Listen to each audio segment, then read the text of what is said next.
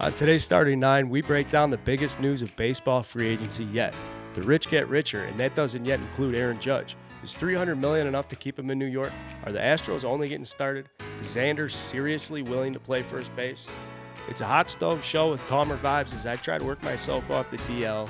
Let's get into it. Let's have a solid Starting Nine. Action! And welcome back to Starting Nine. Carl here, banged up. Jake, I'm going to need you big time today, big fella. I'm always here for you. I know you're not doing too well.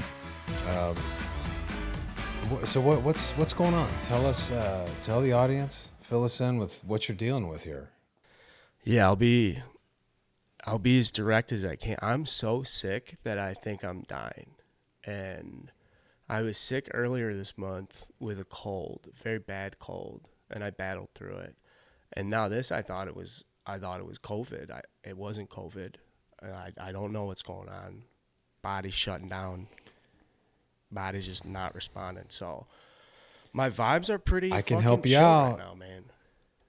You gotta pump your body full of vitamins, minerals, nutrients. I know you've got some Live Pure around the house. Let's go. I do, man. Actually, I have a bag on the table right now. Hold on a second. Yeah, you need it. Grab that. We got to take care. We got to take care of this guy. He's falling apart on us just a little bit. Shit. They're there for me when I need them. This is one of those times. Yeah. Either way, we like their products. They'll figure it out. They'll hop on board. You need fluids, amino acids, electrolytes, and get some good food in your system. I know you're a vegan, but you got to get some meat in there. The Vitamix is humming in this household, pal. I'm telling you, this fucking celery juice, get the sperm count up. It is that time of the year. It's a different conversation. Winter meetings are next week, and this is just the time of the year where, like,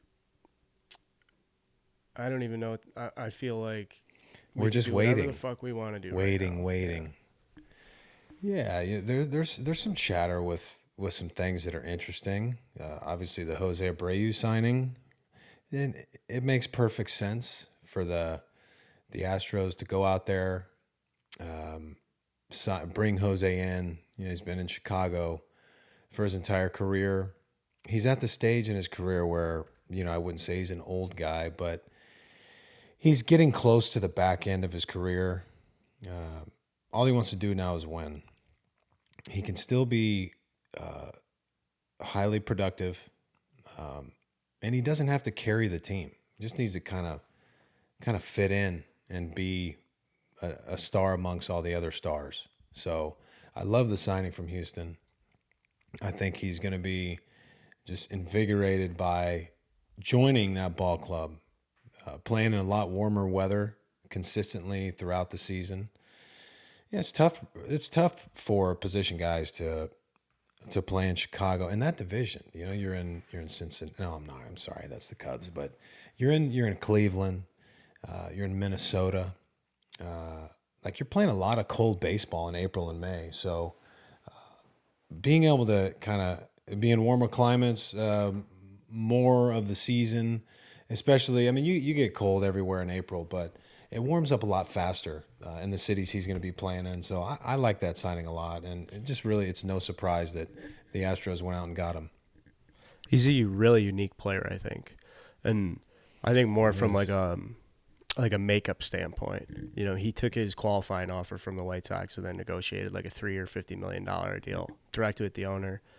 And everybody who follows Jose Abreu, who has access to him, says he's an amazing teammate.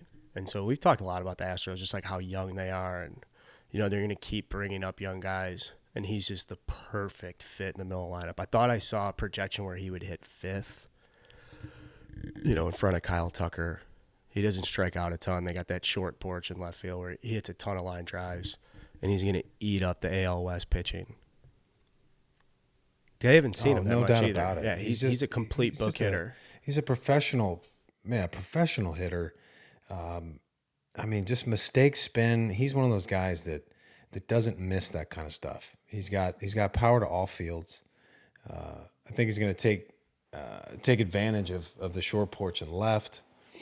And it's just a great fit. I mean, he turns 36 in January. But he's still, I still believe he's got a lot in the tank. I mean, you can alternate him at the DH position, give him time when he needs it.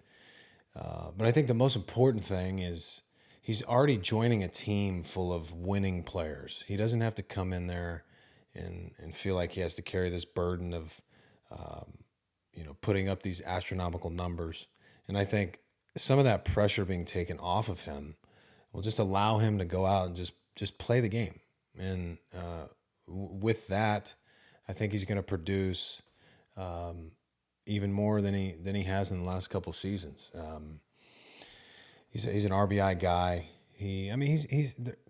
There's a pretty good amount of swing and miss in there, but I think that might be because he was pressing a little bit in the White Sox lineup, trying to create things, trying to make things happen a little bit more than he necessarily needed to. But I think we'll see a lot of that go away. He's 3 for 11 in his career against you. Slightly off, he's 290. I like pulling that up when this stuff happens. Yeah, I like pulling that stuff up when you're talking about players. Yeah. No, he's a professional hitter, very balanced, and hits mistakes. A lot of times, guys, you see when a guy swings through a mistake or fouls it off. They drop an F-bomb. He's a guy that seems to land on those mistakes more so than a lot of guys, and that's what they're supposed to do. Pitches, yeah, you tip your cap. But when we do make mistakes, those are the ones you're supposed to make us pay for. And it seems like he's one of the guys that does it at a pretty high level. And go figure, we'd spent a lot of time last week talking about the first baseman, Anthony Rizzo, et cetera, and just filling the first base hole. And like Matt Mervis, we talked to Vinny Pasquantino last week. And I don't know, it's almost like when you, if like a drop third strike runner gets on first base, it's like, that guy's probably going to score. Or like there's an error, that guy's probably going to score. There's just something about spending a lot of time talking about like first base speculation, and it's like, there's probably gonna be news as soon as we get done recording. As soon as we got done recording last episode, Jose Abreu announced to the Astros. That's just funny. Yeah, just the way that works. Yep. So get used to that. Mm-hmm.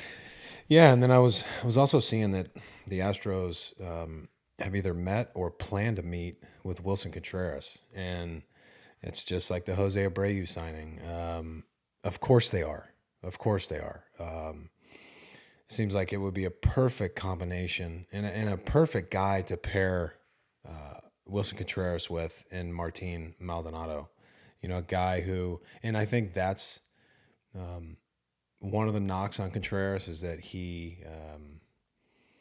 kind of lacks a little bit in the game prep, game planning, management of the pitching staff. I mean, he's good at it, but he's not where Martin Maldonado is in that regard. So he'll be able to come in and obviously his offensive ability is really high on the list. And Martin will be able to kind of, not necessarily take him under his wing, but kind of help him along in the other areas of his game that he needs to improve. So, I mean, if they were to also go out and get a guy like Wilson Contreras, and they do have some flexibility financially, so if they made that happen, and they probably need a little bit of outfield help, but damn, you bring in Contreras, it's like holy shit, they're not slowing down. Yeah, and I don't know still like if Verlander doesn't come back, that opens up the books too. So specifically with their lineup, it's crazy to think about this, but like the Astros, reigning world champs. Dominant reigning world champs. And in the offseason, they have a chance they've already added Jose Abreu, who's just tremendous. I would say somewhere around like a 125, 130 weighted runs created plus over the last 3 years, which means he's about 25, 30% better than your major league average hitter. And this past season, I think the Astros got like got like a 74 to an 80 weighted runs created plus or adjusted OPS or something to the effect where you could say the Astros last year were like 25% worse than average at first base. And now in the offseason, they're adding a guy who's significantly better than your average first baseman. And all these other players will get better. Pena gets older. Tucker gets older. Yordan Alvarez go through lineup. So then to say that again with Wilson Contreras, Martin Maldonado's fucking awesome at game plan. And Also hit 186 last year with 116 strikeouts. So if you bring in Wilson Contreras to balance that, I mean, you're drastically improving really the only two moderate weaknesses in that lineup. And even then, those guys you have are, like a and lead offering. So well, and it'd be interesting to see if they were to bring in Contreras, like how much of like a platoon sort of role. Like you're not going to platoon Contreras and Maldonado a catcher. You need to have Contreras in the lineup for almost all your games. So, it'd be interesting to see if he would embrace a situation where, he would DH, maybe play some first base if Abreu needs to DH. Can he do that? Can So he it'd play? be I know the interesting. Cubs used him in different positions when he first came up, but like even now though, would you still do that because he's such an established catcher? Like, is that kind of bush league? If you go on a spring training, you're like, hey man, or Well, I mean, Posey what- did it though. So like Posey got if you're some reps at first. if you're motivated to win and be on a team like the Houston Astros, I mean, look, if they wanted me to, if I was a position player, I don't care. Like if I'm signing a huge contract and I'm going to a championship caliber team and they want me to play first base, once a week, I'm playing first base once a week. And I don't think, and Contreras wants to win. I think above all else, he's highly competitive, and it shows in the way he plays the game. I mean, even, when, the Cubs were obviously out of it last season. I mean, that fire didn't go anywhere. You wouldn't know if, based on his play, if the Cubs were in last place or first place. And that's what I really respect about Wilson. That's why I always wanted him on the field with me. So I think that he definitely would consider that, especially if it's a team like Houston. I didn't consider that about Wilson at all.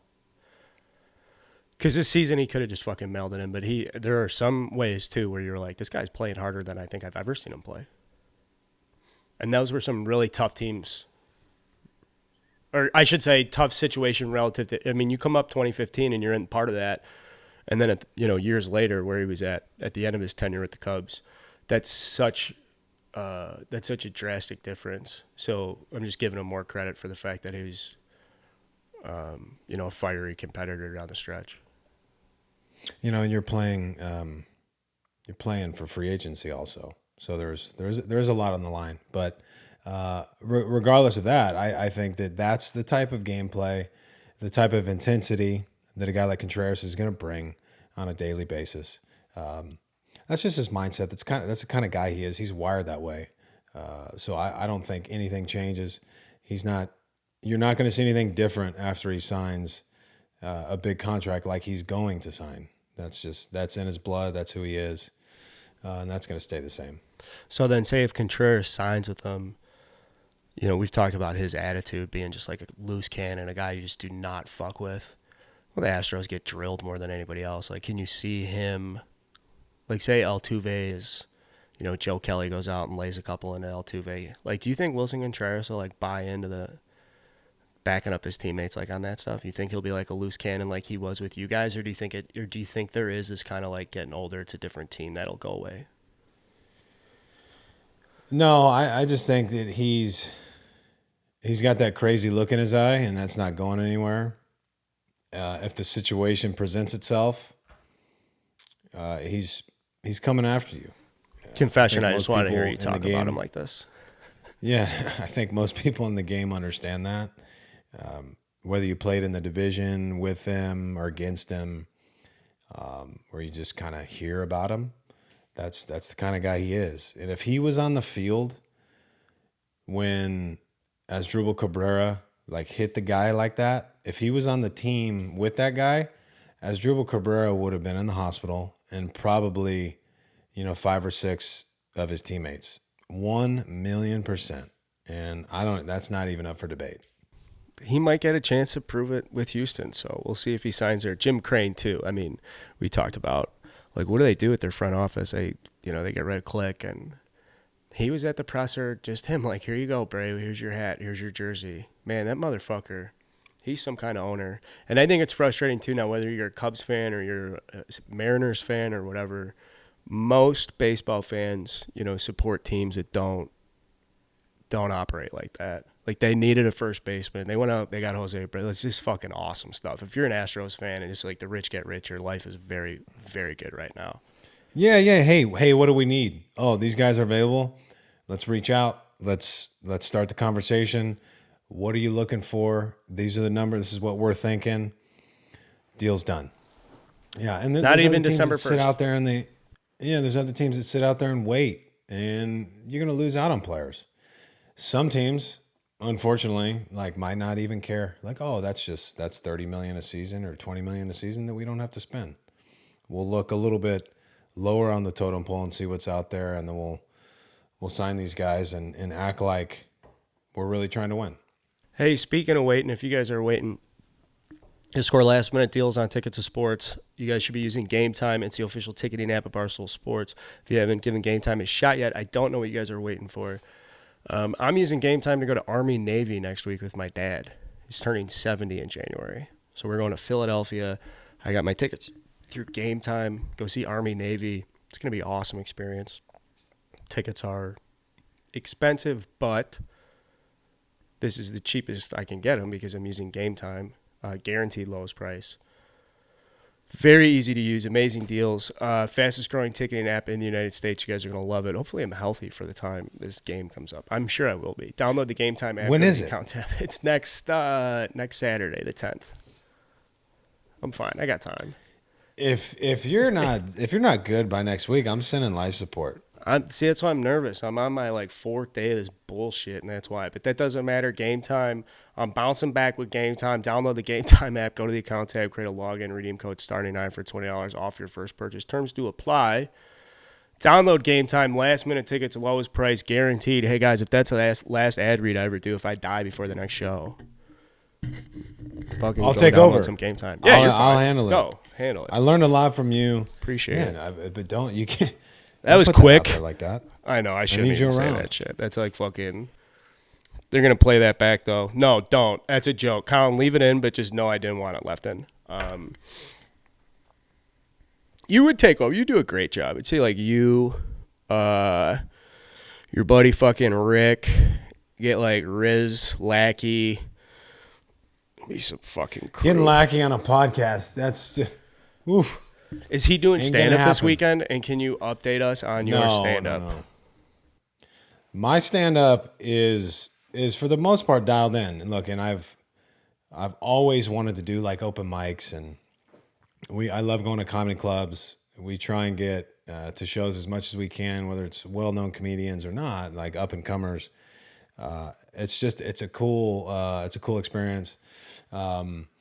I don't know, like I have a lot of stuff written down. I've kind of structured it, and I've got 4 or 5 like main points that I want to make, like jokes, so to speak. And it's like it's kind of storytelling in a sense, and trying to link those together. And that's kind of what I'm trying to work through, like stories that aren't related, like how to transition. I've been running through all of this in my head for the past couple weeks, and I don't want to have it like written out word for word. It's not like giving a speech where it's, I don't want it to be structured that way. So it's more like bullet points. I know the stories well. I know what I want to say. I'm thinking that when I'm up there, I'll probably like add some things in. You know what I mean? Like add a little bit more detail as you're in the process of it. Something might pop in your head and you run with that. But like when I first get out there, I'll interact with the crowd a couple times, like call a couple people out that are going to be there. I feel like that's kind of standard when comedians come out, and having a little rapport with the audience. And do you think that comedians have it set up sometimes with people in the crowd? It sure seems that way. Or maybe they're just so quick on their feet. They're just so quick on their feet, especially the comedians and see, like the best of the best. They do it all the time. Oh my God, dude. Don't even, that's like a terrifying experience to like get in their crosshairs in the middle of one of their performances, and something that they've worked on and just crafted for years and years or whatever. Yeah. And the idea that they're just like, wait a second, you're fucking with me. Like, what's your deal, dude? That would be a horrible experience. I think the crowd play stuff is just keep it as open-ended as possible, right? Like you don't want to like pigeonhole anybody in the crowd, Yeah, and you want a banger at the end. I do want a banger. Finish. You want a banger at the end. You want to finish strong. I like all the jokes, the 4 or 5 jokes. Everybody's gonna like them. It's the delivery, obviously, is most important. I want to make sure I finish with the funniest one, but the delivery is key. And if you listen to Chappelle at all, and you listen to the way he talks about his comedy, he's as long as people are listening, and he's like, silence is a good thing, and that lets me know the audience is engaged. They're listening to what I'm saying. And lately, in a lot of his comedy, he comes off as like a storyteller, rather than just telling joke after joke after joke. Very, very unique. So I'm definitely not gonna try and emulate Chappelle my first time up there, but I'm gonna use some of his advice, and it should help. You never know. Yeah, man. You want to see definitely want to have like some kind of benchmark of what you think is like best practice or how it should come out. Obviously, comparing yourself to that would be insane. I know you're not going to do that, but it's just like a good, right? It'd be funny if you got done. You're like, it's just just the way Dave sets it up. Yeah, I'm gonna do it like Dave does. First time ever. Just crush it. Well, I do think that's envious. I mean, there's going to be some bumps in the road. Yeah, and like Travis Wood and his wife are coming to town. Lester will be there. Mark DeRosa is going to be in town. John Jay will be there. Obviously, Lack, Millar, Buckles. Tell me Travis Wood's story. He's one of my favorite guys of all time.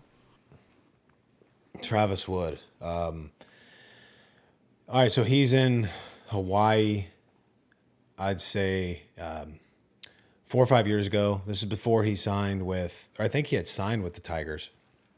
And he's in Hawaii, and he's shooting a crossbow on the beach. I know that doesn't surprise anybody that's listening. But he's shooting a crossbow on the beach, and the crossbow,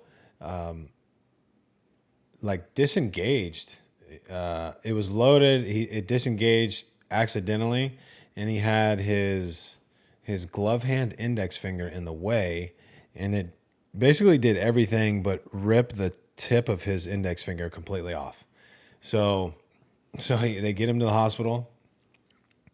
And the doctor's like, look, we can do a surgery to get like all of your feeling back and your finger. And he's like, no, just sew it up. I got to go to spring training in a couple weeks. Just put a pin in there, give me some stitches, and get me out of here. So that's the wild man that Travis Wood is. So then he just shows up to spring training with the glove hand index fingers just all fucked up for the rest of his life. But yeah, you know those pins that you put on a map that have like the plastic colored like ball on the end? He had like 4 or 5 of those in his finger, and just a few stitches, and he was right back at it, ready for spring, ready to go.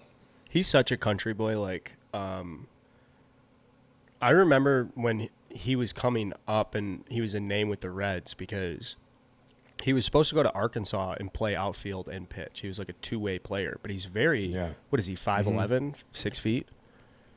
Yeah, I'd say he's 6 foot. But he's just like super athlete. Just a crazy good athlete, right? And like could field his position, pick off, could hit well. He just did fucking everything. When he got to the big leagues, I remember the prospect like reports or Baseball America, and they're just talking about like, the high school kid from Arkansas or whatever. And like, there's really nothing this kid can do. And the scouts don't even know what to make of the kid because at every level of the minor leagues, he just fucking dominates. And then he got to the big leagues, and it was like, well, this guy's like... And I just have such a profound appreciation for baseball players that can blend into everyday life. Like, if he wasn't playing baseball, he'd be back home fishing, and you wouldn't know what... He's not the type of guy you're like, oh, whatever happened to that guy? It's just a remarkably good competitor and a, like, generational type of athlete to get that much out of his body type. Yeah, do you remember when he... remember when Joe Madden took him off the mound and put him in left field? Yeah, against some Mariners. So he could come back and pitch. He could. Yeah, I don't remember exactly when it was, but he was pitching, took him out, brought in somebody to face face a right-handed hitter or two right-handed hitters, and he ended up making a play on like a line drive to the wall, backing up, catches the line drive, and slams into the ivy and the brick wall. And I want to believe I want to say he definitely saved extra bases, but could have saved a run for us. And then he came back in to pitch. So, and I love that, man. I would love to see that happen a little bit more. It makes the game. It's kind of like a Savannah Banana sort of fucking sort of move, but it worked out. And what better guy to use than Travis Wood, because he can play the outfield. And also happened with Vince Velasquez in Philly. I don't remember the situation, but he played left field. He made a couple diving catches, and he threw a guy out at home plate. It's worth looking up. You remember that? Yeah. I mean, he's got a cannon, and another super athlete. The same guy that took a line drive, got drilled off his right arm, and like his glove fell off, and he ran over the ball and fired it to first left-handed. Holy fuck, man! Got and the out. The ambidextrous thing to me is a complete next level too. That one kid he would throw Creighton bullpens left-handed. Yeah. He would throw bullpens left-handed. He'd throw long toss. Like, very impressive. And Yu Darvish does the same thing. I think he can throw like 84, 85 miles an hour left-handed. Yeah. Body control. He's like, I wanted to work on my splitter, so I figured out so I worked on it left-handed so I could better understand it from my right hand. That's the type of guy I think Yu Darvish is. Yeah. Yeah, it's kind of upsetting when you try and use your non-dominant arm to throw, like how bad you are versus, what you can do with your dominant side. It's kind of sad, to be honest. I mean, I can throw fairly well, more than or better than most, but it's still sad. Well, I mean, I would hope better than most professional athlete over there. I have a confession. I was holding golf clubs the other day, and I was like, maybe I should start fucking playing lefty. Just build it back up the other side. Just start from scratch. Just get a lefty putter. And just buy one club at a time. Then, okay, once I'm solid with the lefty putter, I'll go get a little lefty lob wedge. Then I'll add a 56, and I'll just start working my way back. And next thing you know, 10 years from now, so I'm going to be walking down the range, and also there goes Carl. One great left-handed swing and a busted-ass righty swing.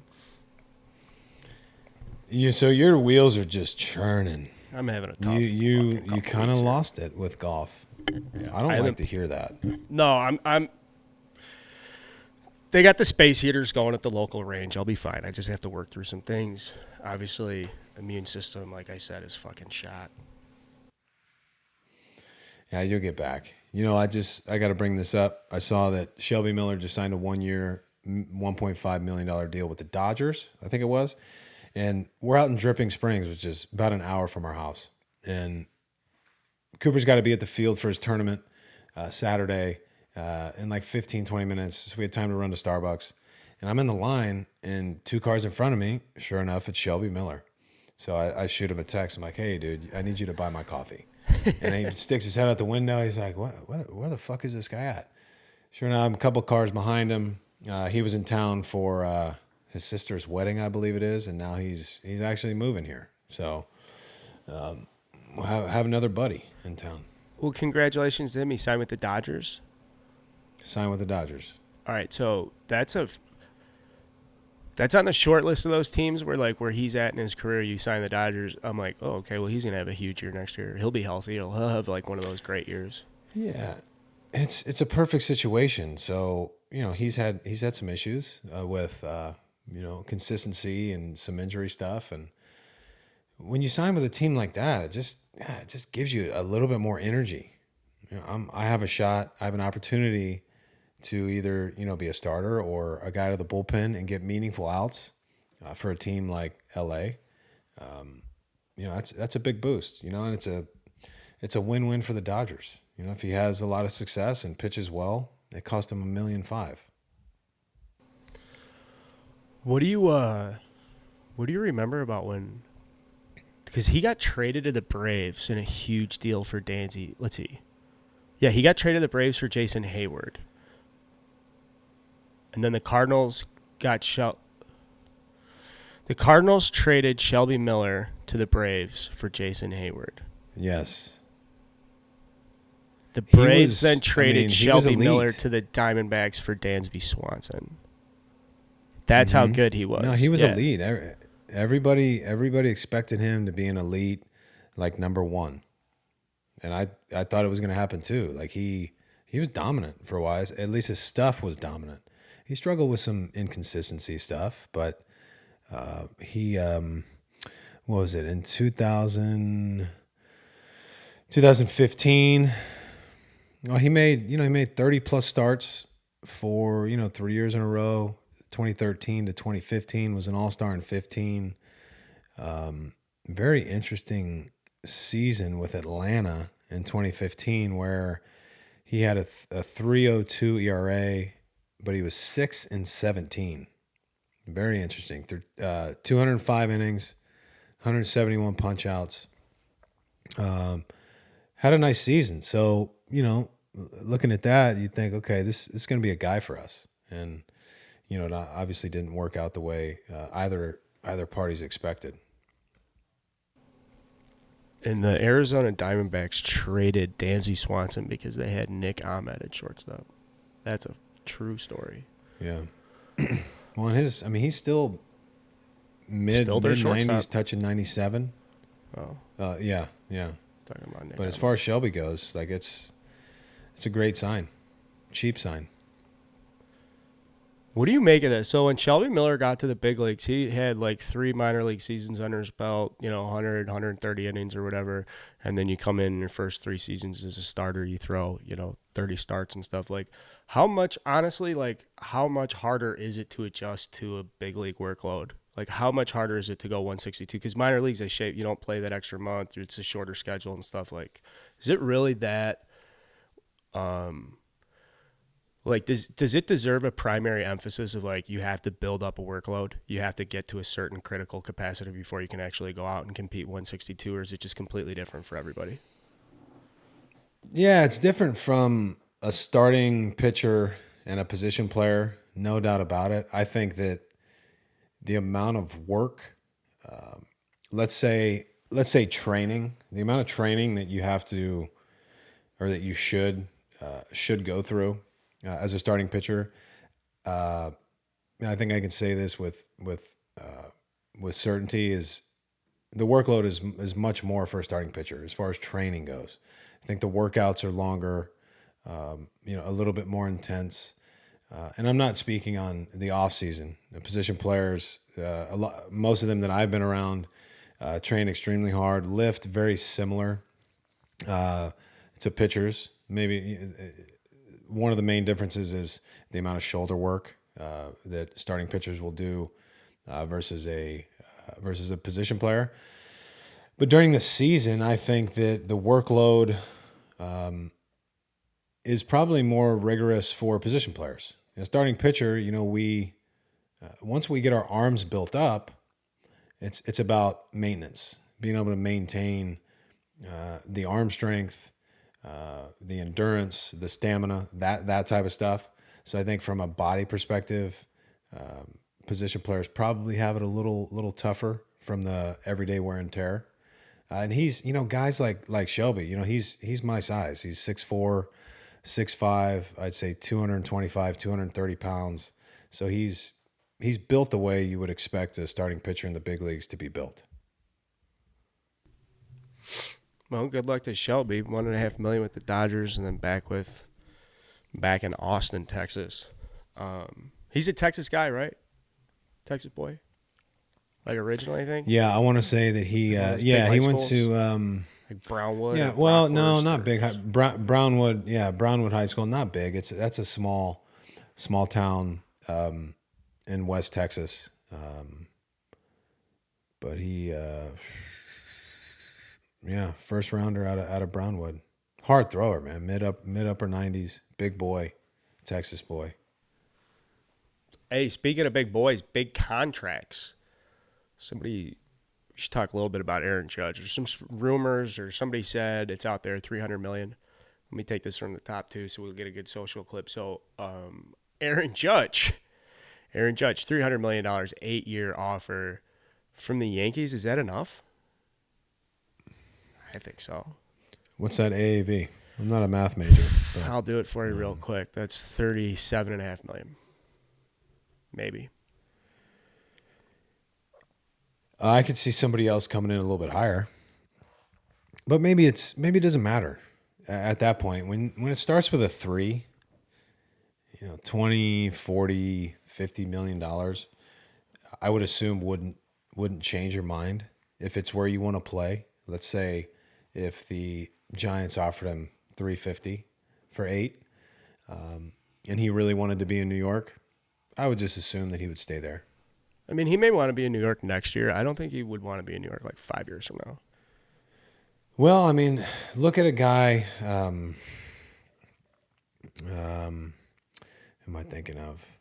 Jordan Montgomery. Let's look at him, right? Like maybe a guy that you wouldn't expect to like fit in well or enjoy his time in New York.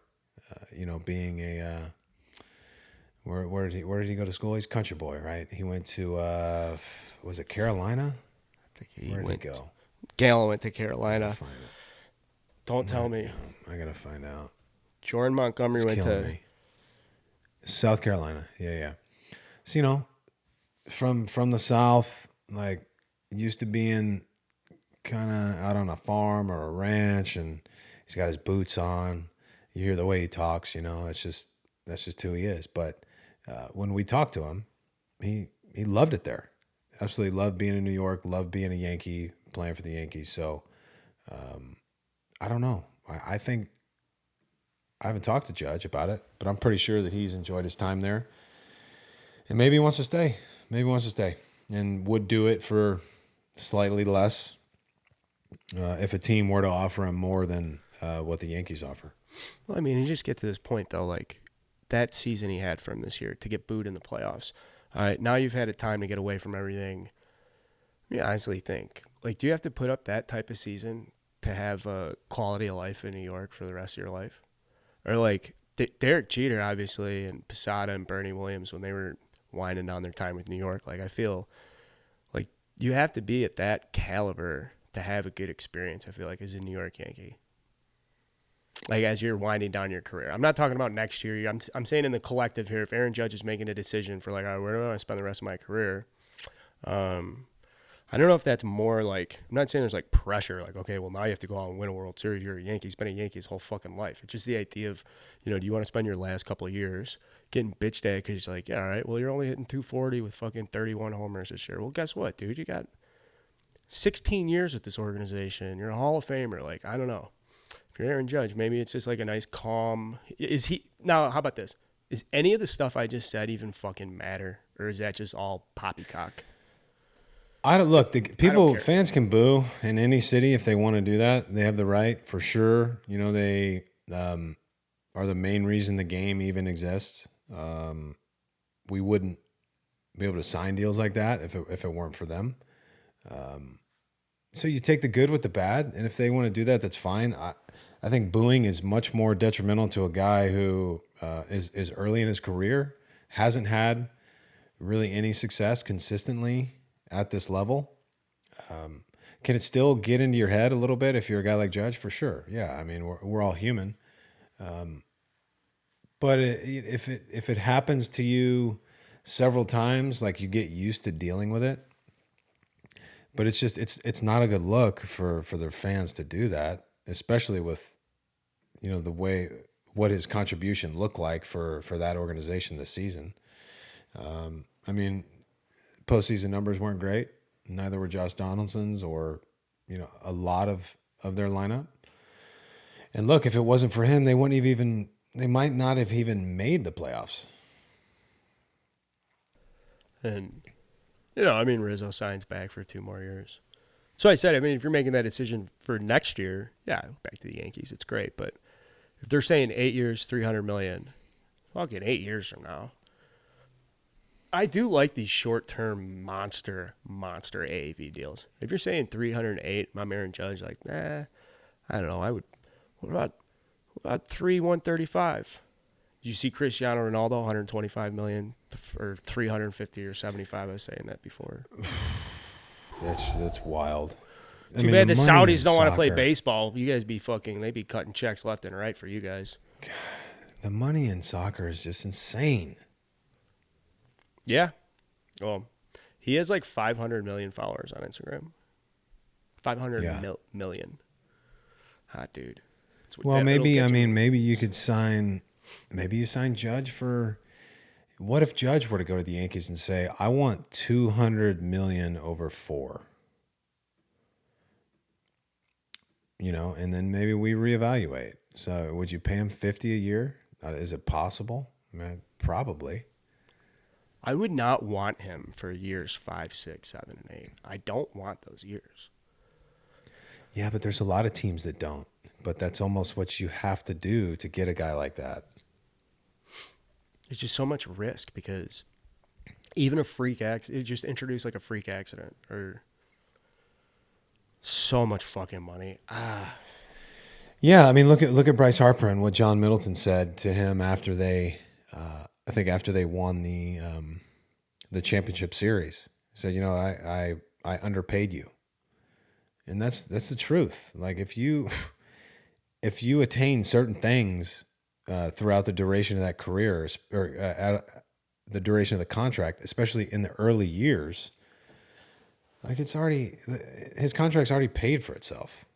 And yeah, they didn't win the World Series, but like what Bryce Harper can do for an organization, what Aaron Judge can do for your organization as far as financially, selling jerseys and selling tickets and obviously their performance, but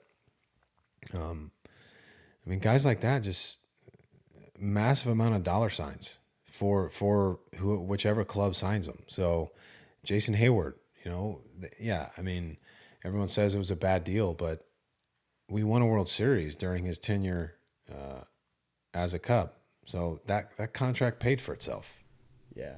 I mean, there's just difficulties though when it's like later seasons and you're looking at bullpen pieces, or you're looking at like bolstering depth to starting rotation. Not even saying going out and paying for guys that'll can win in the play. You already have that. You're like, oh, now we need to add some depth, and it just gets hard. But then it also is hard because you trade away, young guys that can compete and come up in the prospects. Right, like say Aaron Judge is in the 6th year of his contract, and he's, let's say, 37 years old, and you have that season, you have 2 more to follow, and you have to pay him $42 million. Yeah, I totally understand. Like, we could really use 3 bullpen arms or a backup, whatever, or a number 3 starter, and you're kind of handcuffed. Yes, and the more handcuffed you are in that, then the more you have to hit on the guys you do sign. It's not saying you can't go get anybody. No, it just means you can only get a couple people, or you just have less flexibility to add that depth and find those guys throughout the course of the season that are true difference makers. So,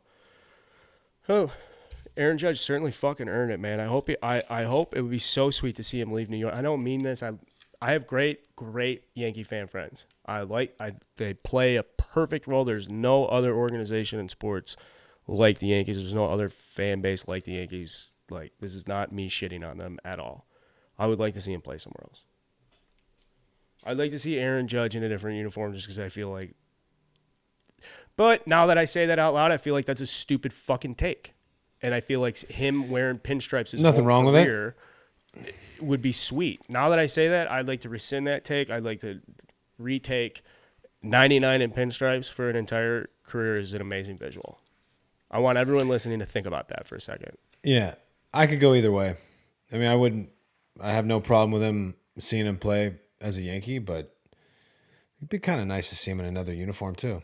But look, I'm not a Yankee fan really, so it doesn't matter to me. I just want to see him continue to hit homers and play on a winning team. Yeah, here I am wrestling with this, and you're like, man, I'm gonna take it or leave it. Thanks. Yeah, whatever. Hey, I'd say what I'd like to see Trea Turner go to the Phillies. That's what I would like to see. Can we talk about Trea Turner for a second in the Phillies uniform? Please, I'd love to. Fuck John Middleton, you old sailor, you. And in the the Bryce Harper deal, yeah, he's got a bargain on him, and so now you can go, yeah, hey, we're only spending $25 on Bryce. We can go spend another $30 somewhere else. But realistically, you have so much flexibility because you're able to decline Segura's option, Stott proved valuable in his first year, got better throughout the season. I think they're keeping Kevin Long as the hitting coach. They extended him, so you have talked to Girardi about that relationship. So it just gives you more confidence to move Stott over to second base. And then you drop a Turner on the left side of the infield, and now you just have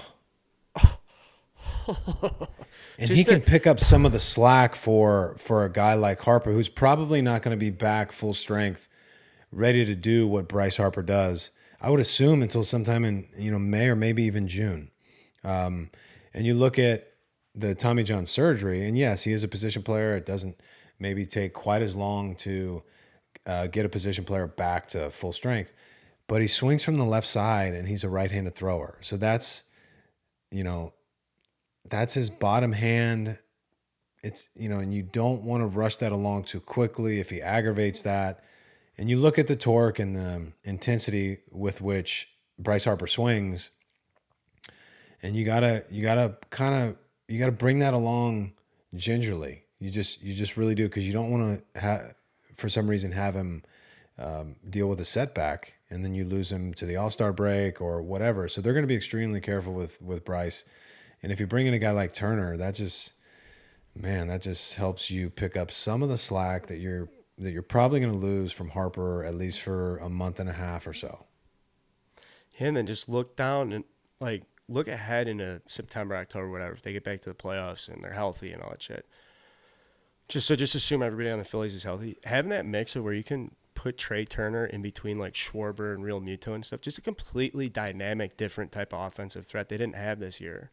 He's completely different because he does so many things, hits for power, hits for average, and they have so many of these unique bats in that lineup, big power bats and fucking super polished approaches. And so it's just a really good mix. They add Trea Turner, that division's in big trouble. And then it'd be interesting to see what are the counter moves that Steve Cohen's going to pull, because he has all the cash, and he will not go into a season where the Mets are deficient on paper to somebody in his division. I sincerely believe that. So, if the Phillies go out and get Trea Turner, I do think that Steve Cohen will respond in kind with a massive splash. It's no, we're going to go give me Verlander, give me Wilson Contreras, just start overpaying, because that's the sense I get, that Cohen will not go into in April where someone says, hey, you guys second place. Yeah, well, and then you put him in a lineup like Philly with sluggers like Hoskins and and Schwarber and Castellanos and eventually Harper. There's a lot of swing and miss. There's a lot of power there, but then you have Turner there, who can also hit you 25 homers, potentially drive in 80, 90 runs. He's going to hit you around 300, maybe a tick higher. He's going to steal 25 bases. It's just, everybody wants him. Who wouldn't? I mean, he's just such a unique player, and he's the best shortstop available, just with his versatility, what he can do. It's, if you're willing to pay that kind of money, he'd be the first guy that I'd go after. And I'm now a word from our sponsor, BetterHelp. Unfortunately, life doesn't come with a user manual, so when it's not working for you, it's normal to feel stuck. Navigating any of life's challenges can make you feel unsure, whether it's a career change, a new relationship, or becoming a parent. Therapists are trained to help you figure out the cause, challenging emotions, and learn productive coping skills, which make therapy the closest thing to guided tour of the complex engine called you. I just say, therapy can give you skills, tricks, tools, ideas, stuff to help you, so that when you encounter, man, I get anxious when this happens, or I don't like this, therapy is not necessarily just about sitting there unloading or whatever. It's you are in a position to get advice about stuff you can do that can help you. And as the world's largest therapy service, BetterHelp has matched 3 million people with professionally licensed and vetted therapists available 100% online. Plus, it's affordable. Just fill out a brief questionnaire to match with a therapist. If things aren't clicking, you can easily switch to a new therapist anytime. It couldn't be any simpler. No waiting rooms, no traffic, no endless searching for the right therapist. Learn more and save 10% off your first month at BetterHelp.com/starting. That's BetterHelp, HELP.com/starting for 10% off your first month. Don't be bashful, guys. Go check it out. Don't be bashful. Yeah. Holidays time of the year. I got the tree up. Feels good. I like this time of the year because it's like just kind of shut it down. The month of December, and it might be different for Texas, or there's like people in different climates. But for me, the winter time, it's like I do like December. I do like shutting it down. I do kind of like getting the vibe of like, all right, where the year's coming to an end. You work hard. Take a couple. Take 2 weeks, kind of get your mind right, and then come out in January and fucking let's get it. Yeah, let's get back after it. I mean, you don't have much of a choice in Chicago. I mean, the weather kind of keeps you inside, and you have to shut it down. Like, is your pool open right now? Like, do you have like the heater on, or like when do you shut it down? We don't have the heater on. I still use it now when it's cold. I like to do the sauna and then jump in the pool for a little bit after it. It's pretty cold though. It's very cold. I'd say we'll throw the heater on in the next couple weeks. January, February. I'd say it's the least attractive months here, but it'll be 70 degrees one day and then 35 the next day. It's weird. You do like weird cold pools with year. The Liver King does cold pools. Is that what you do those? Yeah, I have there's a cold plunge that I'm looking at purchasing. I haven't done it yet, but I will have one within the next month at the house. People swear by that shit. Gwyneth Paltrow does. It wakes you up. It makes you focus, man. I mean, the only thing that you're conscious of when you're in the cold tub, the only thing I focus on is my breath, is breathing. It's uncomfortable. It's like fight or flight kicks in. Your body's telling you to get out, or your mind's telling you to get out.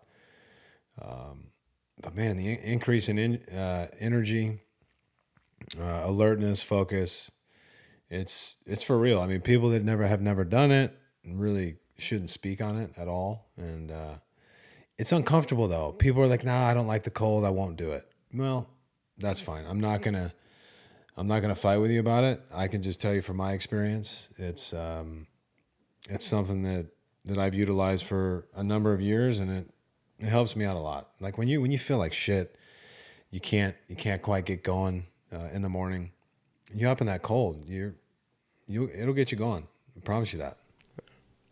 I like those this ancient stuff that comes out in modern times. Like people historically, you didn't know, like nuts and fucking berries. People have been eating it for 25,000 years. Who are the paleo people who just like eat raw meat, or this grounding stuff we've talked about, or like just people that like roll it back to this is how they used to do it 10,000 years ago. Like I want a best practices notebook of like I'm eating raw fucking meat. What are the other ones? I'm losing my mind here. I mean, you can eat raw meat. I wouldn't try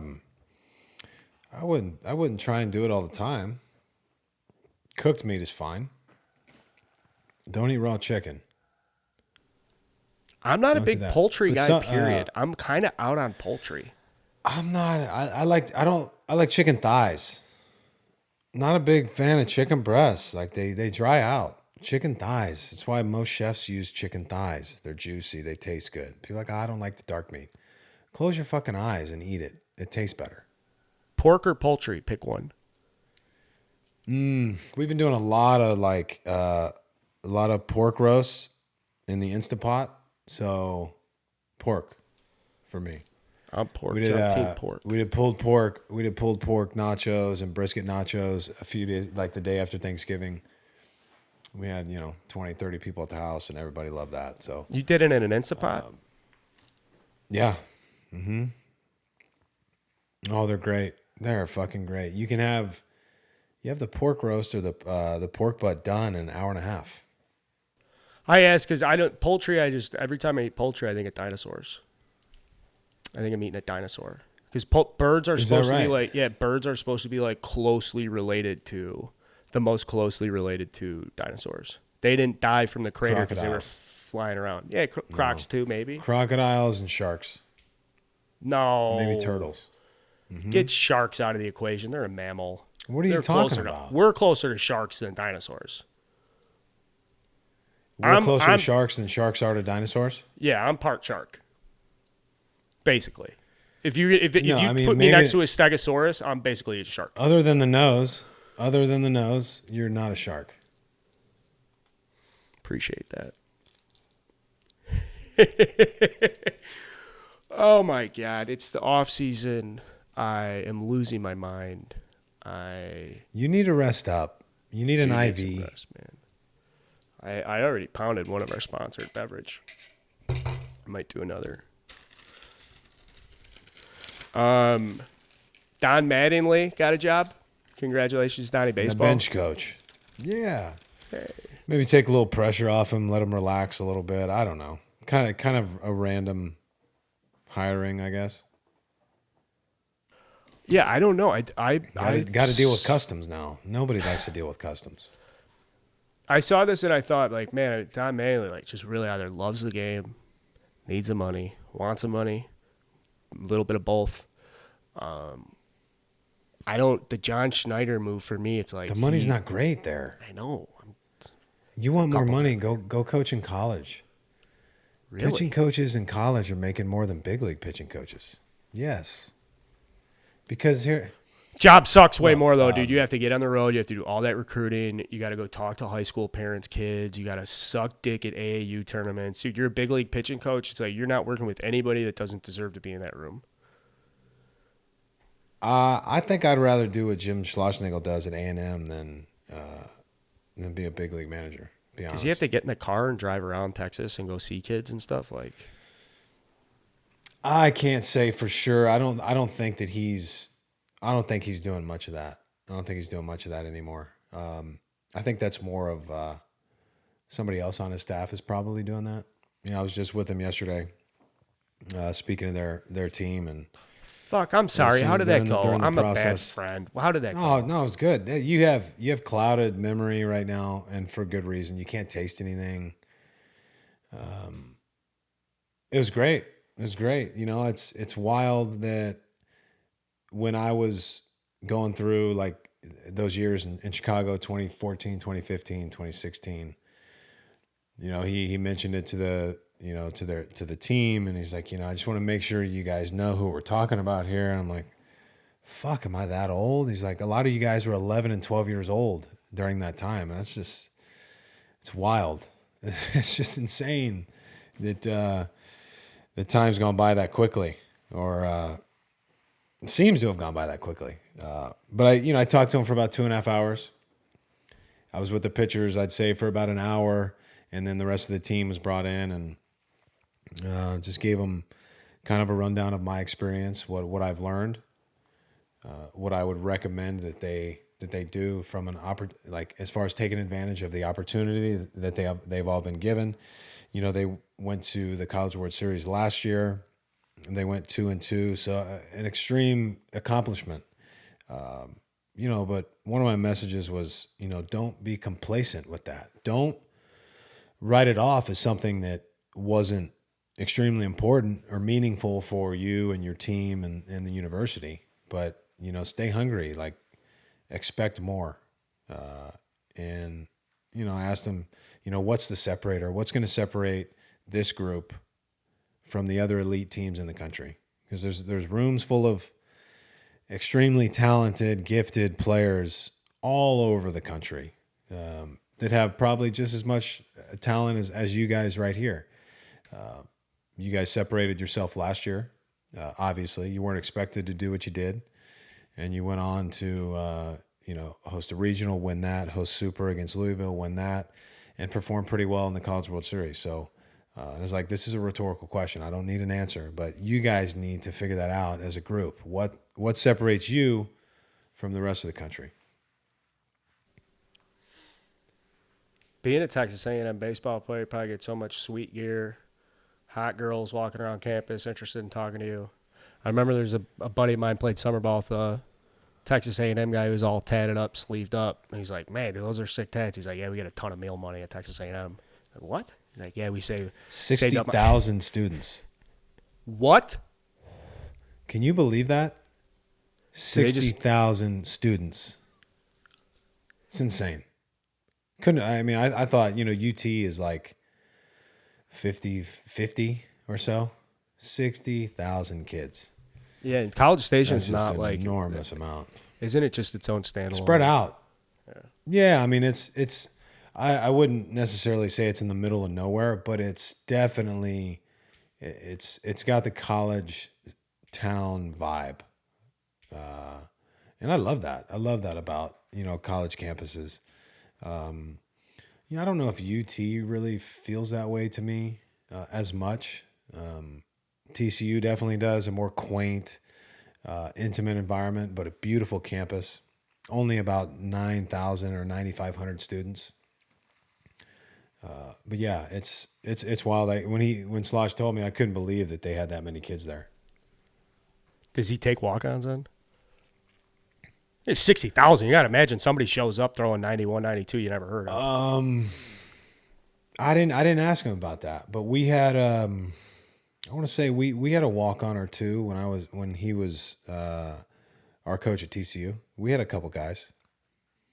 But yeah, look, I mean, there's no promises. I mean, if a guy comes in and can rake or can, has velo, looks raw, like, maybe you bring him in and see what he can do. I don't think there's any harm in that. At least bringing him in for the fall and seeing what he's capable of. There's nothing worse than the kids that had to come in for fall ball, work out all winter, and then they show up to spring ball, and the coach is like, all right, here's the situation. We're cut numbers. You guys didn't make it this year. Multiple guys I play with. Well, it's just so highly competitive. He told me a story about a player that's being recruited by, some really, really large programs, and it's gotta be tough. Like how do you handle that? How much do you try and court a player, or do you, just say, look, we'd love to have you. This is what we envision for you at our university. Or are you on him like relentlessly? Are you hounding him nonstop? Like, I don't know really how to handle that. I mean, he's been doing it for such a long time. I mean, he's got the skit down extremely well for sure. So I don't know. I don't know if you chase a guy too hard, is he put off by that? Or some guys like it. Some guys like to be chased, and so they know that they're wanted, at that program. So it's interesting. Coaching's not for everybody. I feel like I say that's such a fucking generic thing to say, but I don't think people realize the amount of travel and time you're away from your family. The amount of time you're just like eating Jack in the Box, sitting in a parking lot alone, scrolling on your, like, waiting for some fucking high school baseball game to start so you can go watch some kid go 2 for 3 against a kid who throws 81 miles an hour and try and make some judgment on whether or not that guy's worth a fraction of a scholarship. And, the fact college coaches can't even fucking hire. I think there's only like, 2-3 coaches on a staff. It's crazy what they got. We should do some stuff with I would like to get a couple college baseball programs and go visit them. I spent some time with ASU a couple of years ago. I went down to spring training for Barstool, and I just reached out to ASU because I played against Tracy Smith in the Big Ten, and he had left Indiana and went to ASU. He was just like, hey, I played against Tracy, and I'd like to stop by and introduce myself. They were super cool. They'd always come in with the cameras. He threw fucking BP to me. He's like, hey, you want to do some BP? My coach at Illinois he would die before he'd throw BP to me. Tracy's like, get out there. Get a DeMarini in the hands. The college baseball culture, certainly, I think it's becoming significantly more well known, and people I love it, man. I love it because those kids need mentors. They need somebody to look up to. They need guidance.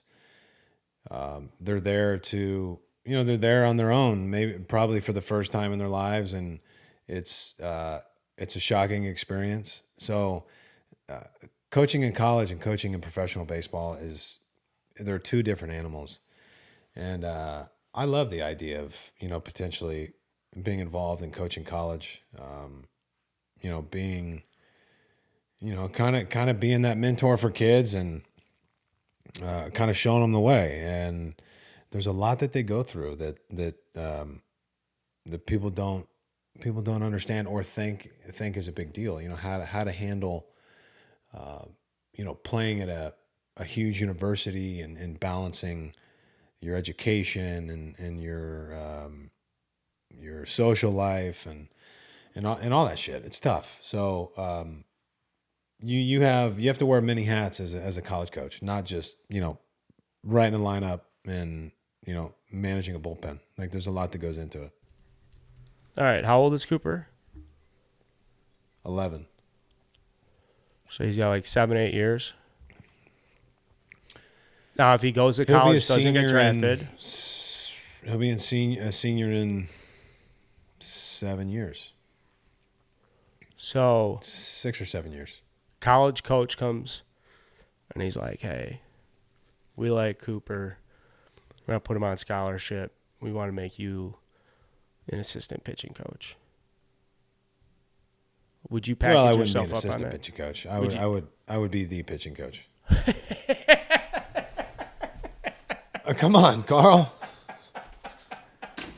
That's just a weird comment.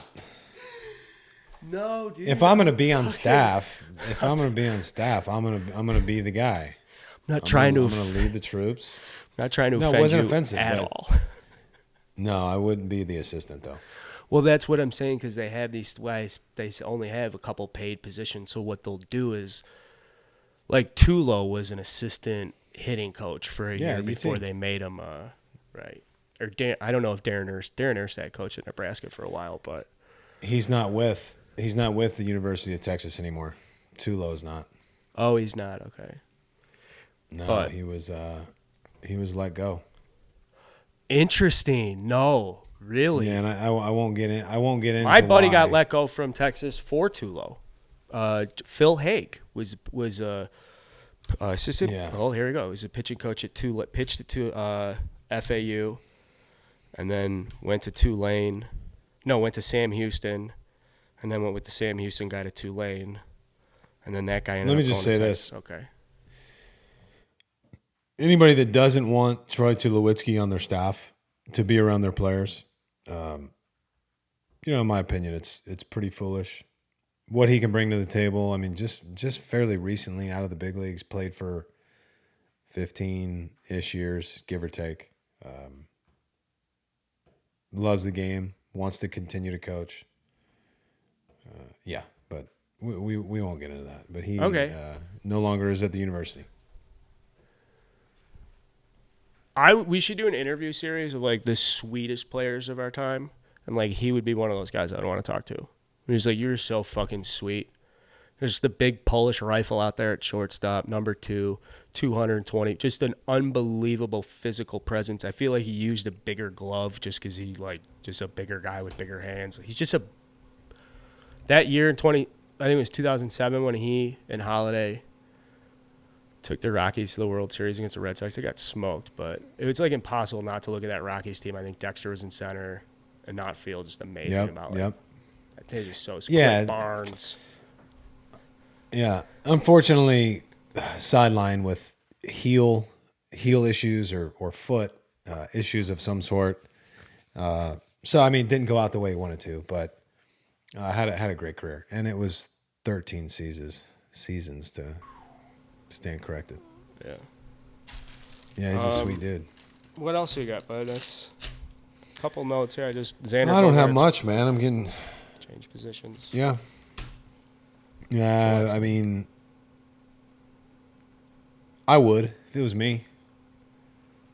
If you wanted to be there and they really wanted you, I would have to highly consider it.